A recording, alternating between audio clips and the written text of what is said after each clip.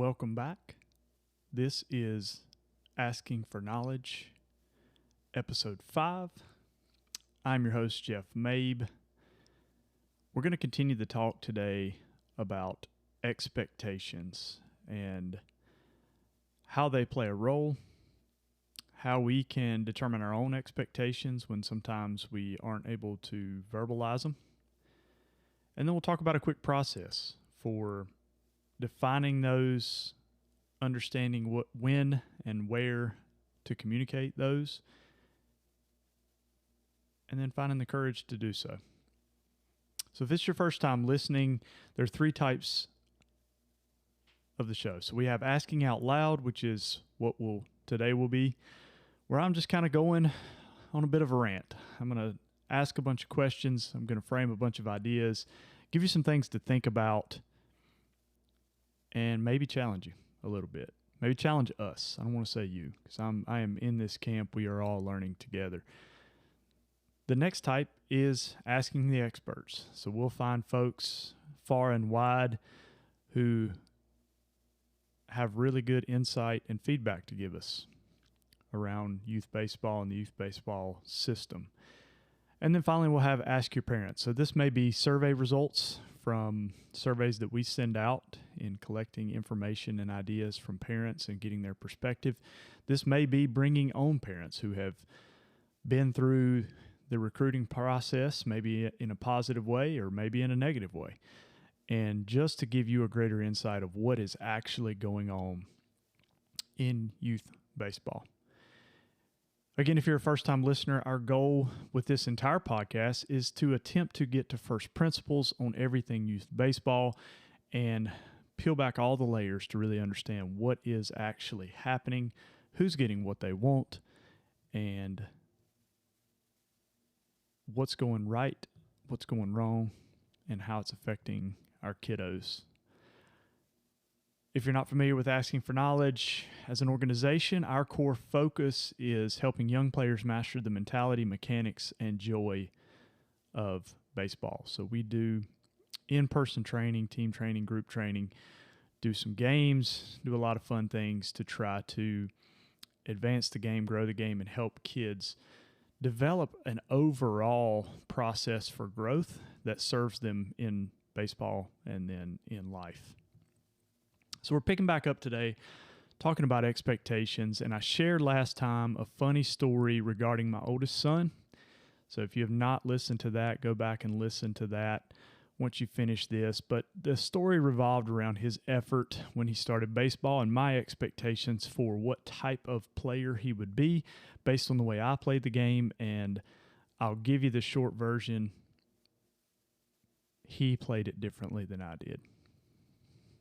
And so as a young dad, I had to wrestle with the idea that he was different, that he had his own motivations, that he had a different approach, that he was a different human being, and had to shine a light on the expectations I had for him that maybe were fair, maybe weren't fair. So we all come into these things with expectations for our children when we sign them up for the various sports, both said and unsaid. We have expectations for what they'll do.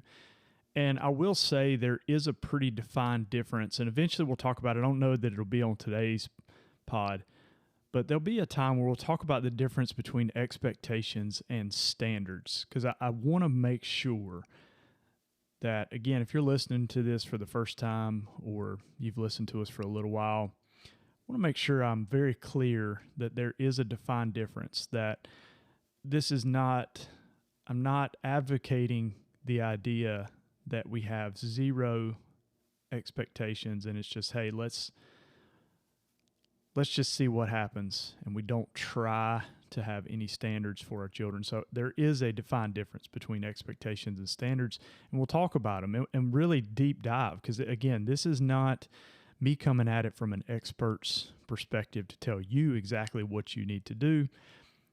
My role in this, I feel like, is to present the ideas, to go through the process of questioning things, to ask the whys, the who's, the what's, the whys, to ask those questions and get a better answer. maybe we already have it, but we should at least go through the process of seeing if it can be approved upon. But suffice to say, we are just deep diving on expectations in this episode, and I'm reminded often of one of my favorite quotes. This is actually a periodic background on my phone, but it's from a man you may recognize named Ben Franklin. Quick side note, if you've never done a deep dive on Ben Franklin and his life, I would highly, highly recommend it. The man led a wonderfully interesting and exciting life. The quote, "Blessed is he who expects nothing, for he shall never be disappointed." I talked last time about how expectations have ruined a lot of good things for me. So if I do have an agenda in this, which I think I just said that I didn't, but if I do have an agenda, it is to at least bring awareness to where expectations are making things challenging for you. Maybe they're making things challenging for your child. Maybe they're making things challenging for your little athlete. So I think it serves us to have a discussion about it. And I'm going to do my best not to inject opinion into this discussion, but instead try to shine a light on what happens, how it happens, and how we can look at things in a way that makes sure we realize and are very aware of what's going on. So we all know those kids at those young ages, maybe 6, 7, 8 years old, and they've got a parent that's about to have a stroke. Maybe the parent's the coach, maybe the parent's on the sidelines. Either way, we kind of all look at each other and think, man, this kid has got an uphill battle for continuing to play, because it appears that maybe the parent is well on their way to making things miserable for the child based on either their performance or their attitude or any combination of things that they're seeing from the kid. And so you look at it and say, man, that kid, if they keep playing and keep subjecting themselves to this torture, you feel sorry for the kid. So if we back out a little bit and kind of look at things from let's call it a 30,000 foot view, which, let's be honest, is my specialty. You will learn that I tend to live in the clouds a little bit, but I think somebody needs to. So anyway, I'll leave that there. But I think many of us would say that we want our kids to kind of have a good attitude, that we want them to give their best effort. But that's really not, that may not really match our expectations. And so what I mean by that is a lot of times we don't really discuss our expectations with the kids. And if you want a little better way to think about this, think about it in terms of what we reward or punish our kids based on. That'll help us drill down more to what the expectations actually are. So if we say, hey, have a good attitude today, give your best effort, and then the kid has a terrible attitude and they don't give their best effort and there are no conversations, there's no consequences, there's no rewards even related to that, then it can't be really defined as an expectation. So expectations are really those times when there are consequences with mom and dad when they do or don't do. And consequences can be both positive and negative. We always tend to think of the negative, but a reward is a consequence as much as a punishment is. So understand when I say consequences, it really means both. But when we're talking to our kids post-game about stuff that happened, about stuff that didn't happen, about things they did, about things they didn't do, that's when we can start to kind of tease out what these expectations really are. Positive, negative, neutral, doesn't really matter. It just means that something happens as a result of doing or not doing. And for us, I think a lot of times this can be hard to articulate because you don't really think about it until you have an emotional response to something that happened. So a good way to kind of judge this and reflect on this is to think about the things that get you fired up, things that get you emotional.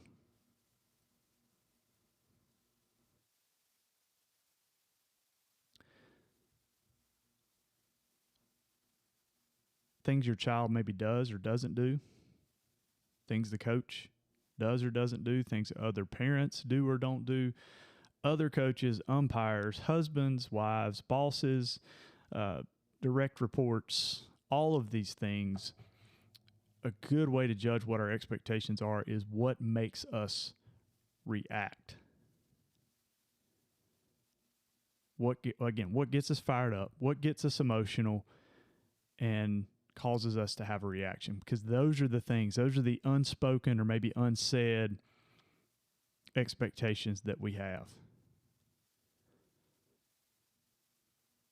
Nobody really comes into any type of game saying, I expect these umpires to be fair to both teams today. We don't really do that. But what happens when the first bad call is made? People are screaming, people are upset, people are yelling, maybe just people are just saying, maybe not screaming and yelling. But there's a reaction. So you didn't verbalize it. You didn't roll up to the game and tell everybody, hey, I expect the umpires to be fair today. It's just an unspoken thing. And it creates a reaction within you to say, hey, I expect umpires to be fair.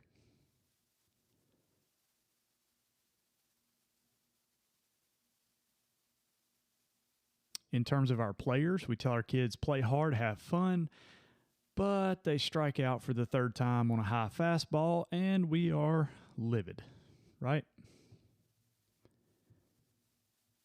So we tell them, play hard and have fun, but then there are other pieces that make us emotional, that drive a reaction.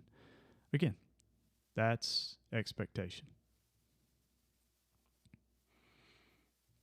Driving this home a little further. We get our kid on a team.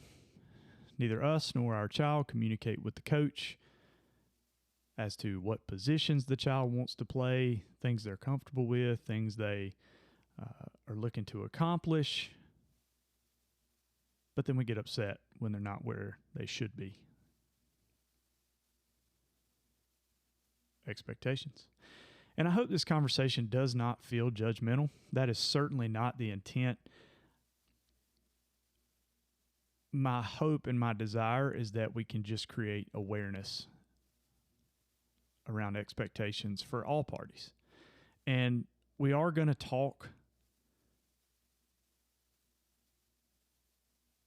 We're going to start there. We're going to start there, and eventually we'll talk our way through how to handle them, how to communicate about them. And my hope is that we avoid a lot of heartache for our children, but everybody else that are involved in these games. So why are we even talking about this? Unintended consequences. On the extreme end, this would be fist fights in the parking lot with coaches, parents, umpires, you name it, right? That's the extreme end. But on the other end, it would be, a discouraged kid.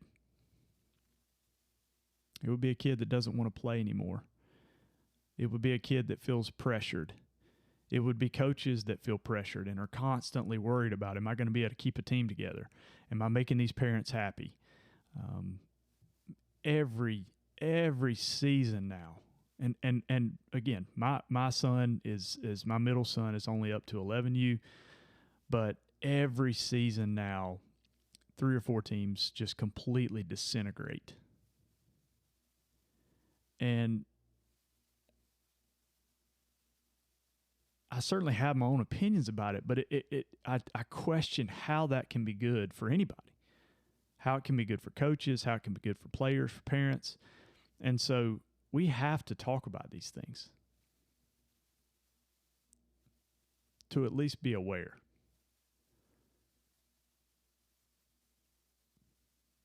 Drama. both on and off the field. How do we avoid it? I think one of the key answers, again, that's why we're discussing this, but I think one of the key answers are those expectations. Getting things out in the open, understanding what is spoken and unspoken, and working through it.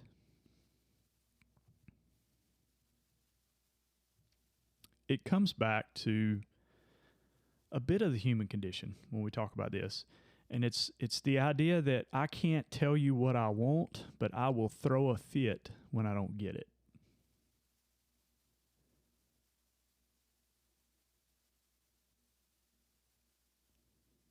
The focus of this pod is youth baseball, but I hope you see there are a lot of other areas of life where expectations can ruin things.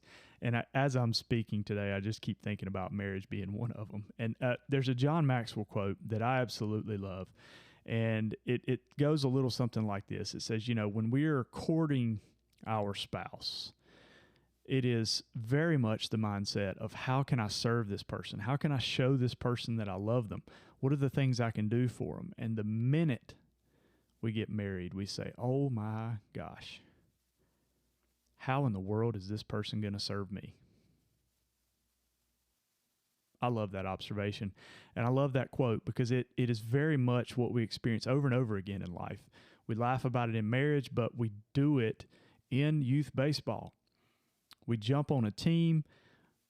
We, are excited to be there, and we have expectations that we don't talk about. And then next thing you know, there's an issue, there's some drama.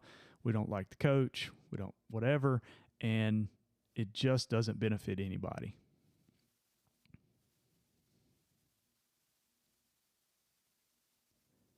So let's land this plane a little bit and get a little more practical.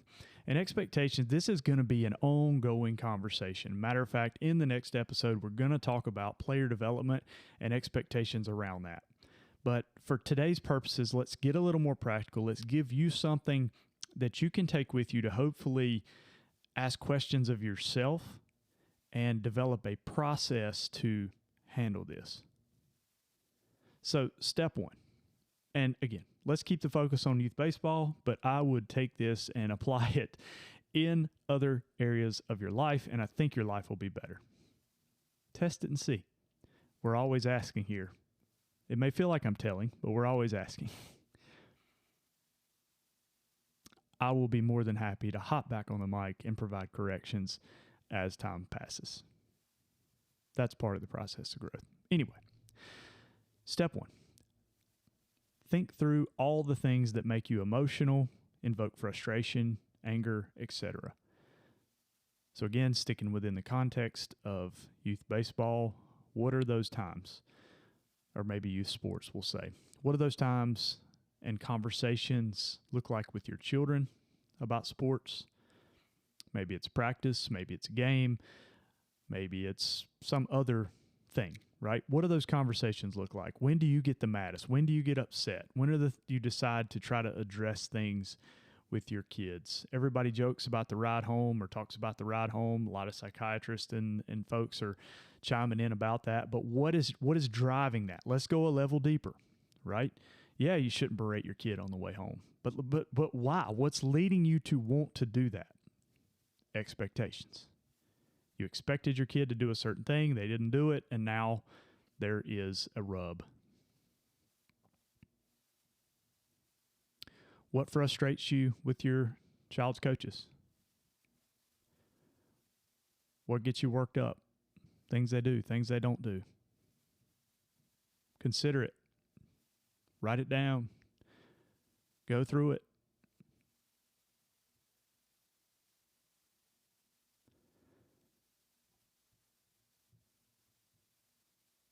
What do you yell at the umpires? When do you yell at the umpires? What is that telling you about yourself?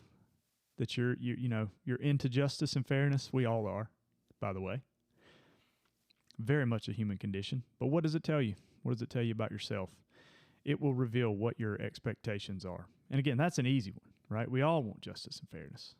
So when the umpire appears to be slanted or makes an error or a mistake that hurts us and hurts our team, there is that disappointment, that expectation of fairness, and so we get upset. It's plain and simple. That one's cut and dry. Some of the other ones, not so much. So step one, define the things that make you frustrated, that get you upset, that get you talking, that, again, get you worked up. Step two, ask yourself if you should communicate those to the appropriate person. So if you've got a problem with what your kid is doing or not doing, communicate. Or ask yourself if you should communicate. Not saying you should. Sometimes you shouldn't. But if you're aware of it, that's kind of that first step. It's like, admission is the first step. That is the first step. Being aware so that you know when you're putting that undue pressure.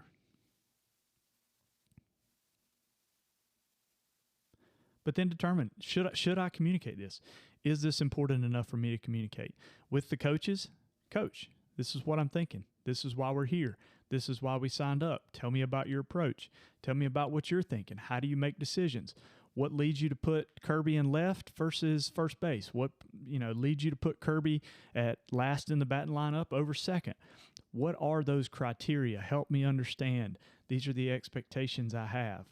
And it feels, one of the reasons that we don't discuss this is it feels so selfish and self-serving.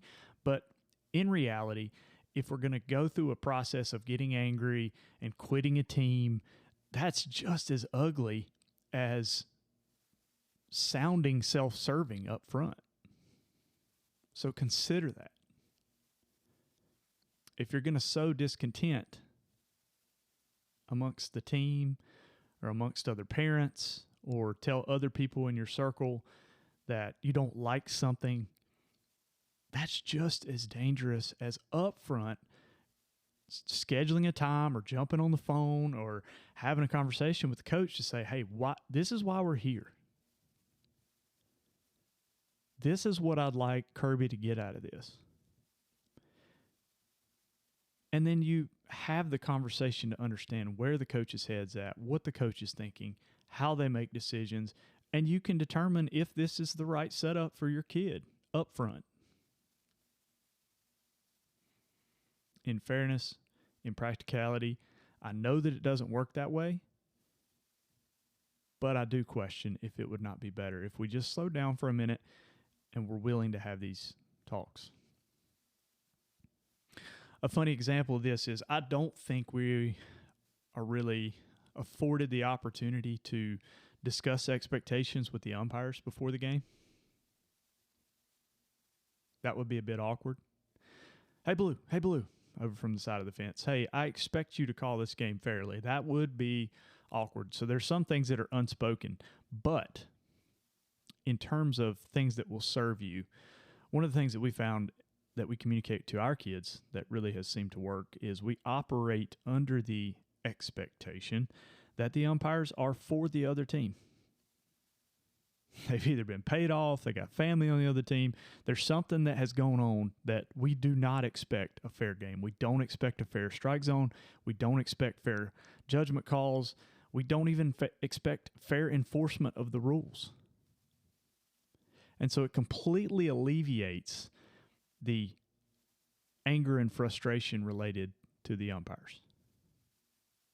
Make a bad call. Yep, saw that coming. Expected that. It's a lot different than, again, that unspoken expectation of everything's fair, everything's just, and when it doesn't go my way, I'm going to get upset. Now, quick caveat there. If we can help our kids in a game, we're going to have a conversation with the umpires. So this is not complete laissez-faire approach to baseball. We are going to have conversations. So take that for what it's worth. So step 2, determine if it's appropriate and necessary to communicate your expectations to the appropriate party. The final step, and the hardest. Find the courage to communicate what needs to be communicated. This is the hardest and suckiest part because you have no idea how this other party is going to react.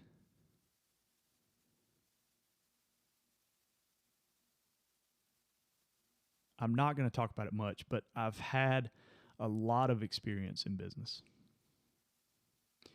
I've had to fire people. I've had to hold people accountable. Even in coaching, I've had some of the same experiences where you have to have those hard conversations. They never get easier. You don't really get used to them, but it needs to be done.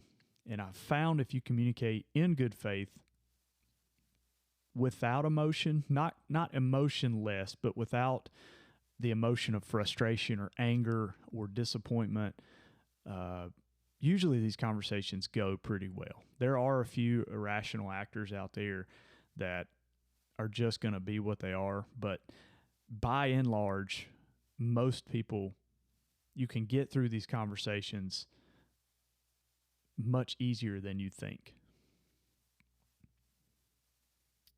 Just making it clear, you're searching for what's in the best interest of all parties.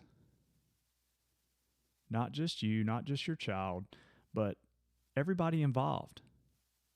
That coach may be thankful, and I will speak for coaches here and say that most all will be very thankful to know what your expectations are up front versus dealing with them after the fact when they weren't communicated.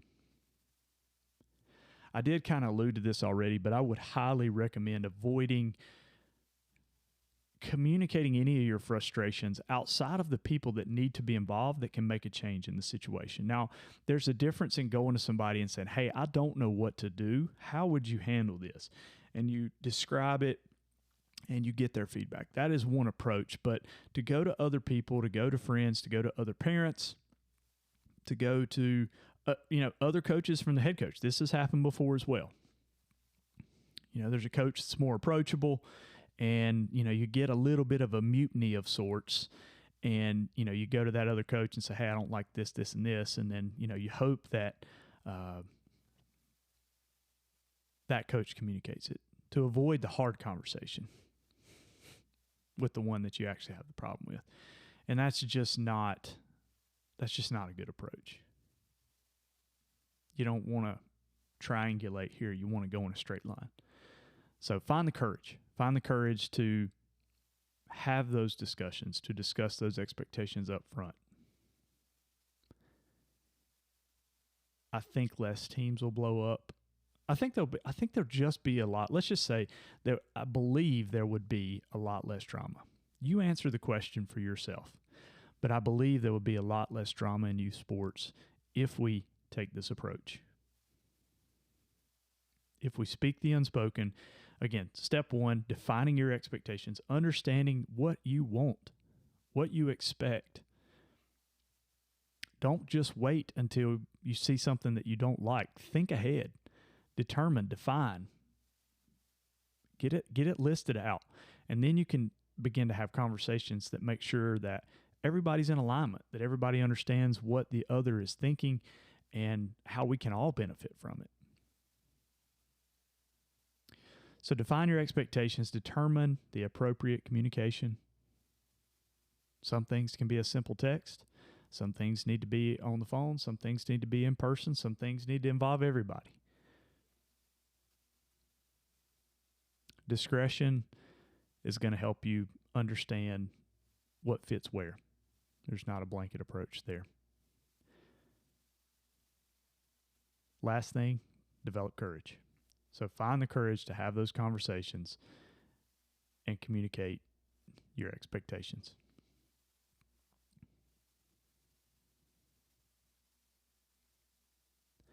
I don't always have alliteration in these things, but sometimes it just works out. Define expectations, determine communication, develop courage. Simple, straightforward. Use it or don't. Again, we're here asking questions. I'm asking the question by presenting this to say, would we not be better off? It's a hypothesis. Test it, see if it works. So this has been part 2 of what will be an ongoing discussion.